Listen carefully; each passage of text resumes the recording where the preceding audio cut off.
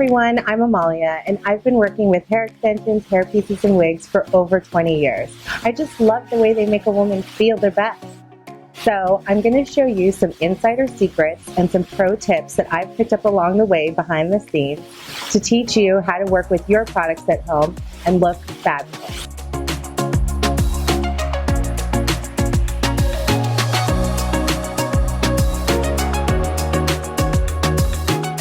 So you guys, putting on a wig can be daunting. I mean, especially if you have a lot of hair, because you're like, how do you do this?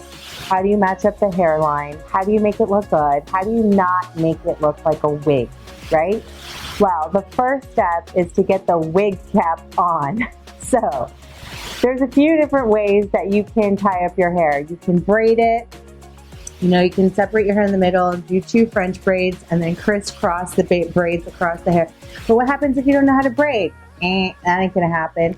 You can wrap your hair with a Mason Pearson brush and gel and wrap it all the way around your head and sit under a dryer until it dries.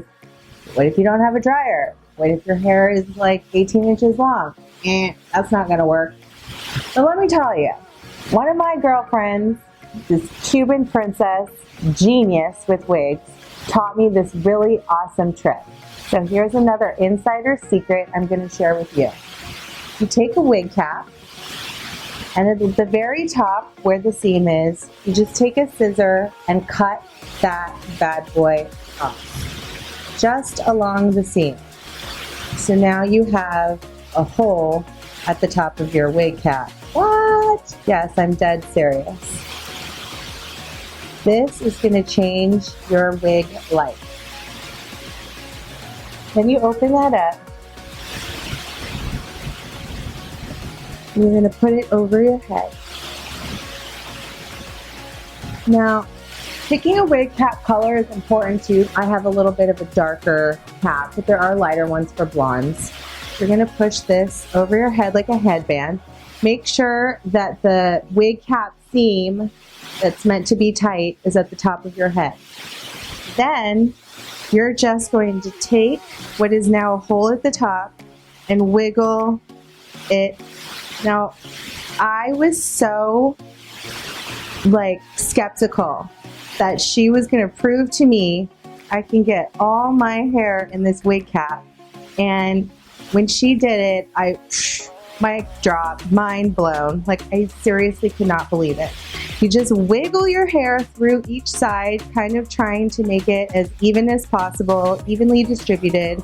So you're just stuffing your hair into that bad boy. Before you tie it up, you can kind of smush it, make sure it's even. Then you're just gonna take the back of the wig cap and the front. You can take side to side if that's easier. And you're just literally going to tie it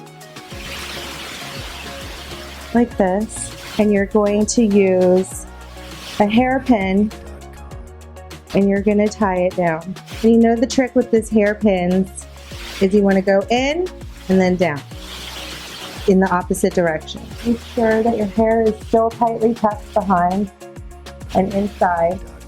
And then you're going to go up with the pin and down.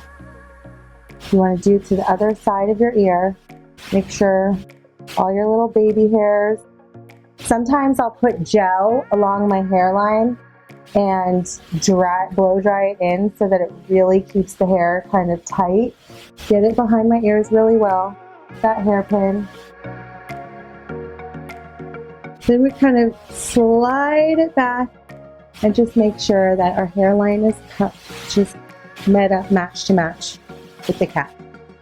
Then remember what I said, how to pick a right wig. I'm feeling a little fuller these days.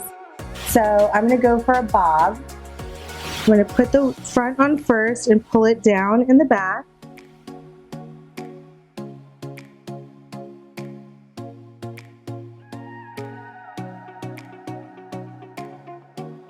I used to have this haircut like my entire life, like from the age of 14 until 19, I had a short bob like this. I was a raver. It was the thing in the 90s to have a really cute bob. So sometimes I might want to feel like a little edgy and cool, but I don't want the commitment of cutting off all of my hair, cutting bangs, and making it a permanent situation. So this is the perfect opportunity to, you know, take me back to my days when I was fun and cool and young looking. So as you can see, I don't have any layers in my face, and this A-line is really giving me like a nice jaw. It's making me feel skinny. And the way the bangs are cut, it's kind of opening up and giving me like a heart here, like a little facelift. When you're bringing the wig down, you want to make sure that it really, the fronts come down to the bottom of your hairline.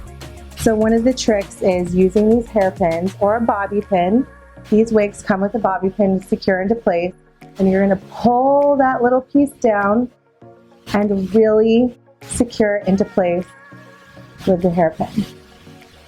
Then you want to get the other side, pull it down really good, lift kind of like the front section up, and you're going to pin that bad boy into place. You want to make sure that you also get the back really good and the top. So I'll kind of take a hairpin. You want to use the same color of the base of the wig so that it doesn't stick out, and just kind of push it down into place. And you want to make sure that you get the back really tight and good. You don't want to have a housewife moment or somebody snatching a wig. Oh, nice, that'll never happen. So that's how I get my wig on. TressAllure has such an easy tap, and the way that their wigs are shaped, I never have a problem. It just fits right into place. And from here, you can customize it. If the bangs are a little bit long for you, you can just take a little scissor or a little razor and just kind of chop into it a little bit. Sometimes, you know, I don't like a super full, thick bang, so you can separate it a little bit. You know, if you had kind of a little bit of a longer face, but you wanted to still wear a bob, you can take and add a little bit of a layer into the front. And my favorite thing is to just, you know, throw a headband on it, throw a scarf. I love this look right here with some cute hoop earrings. I mean,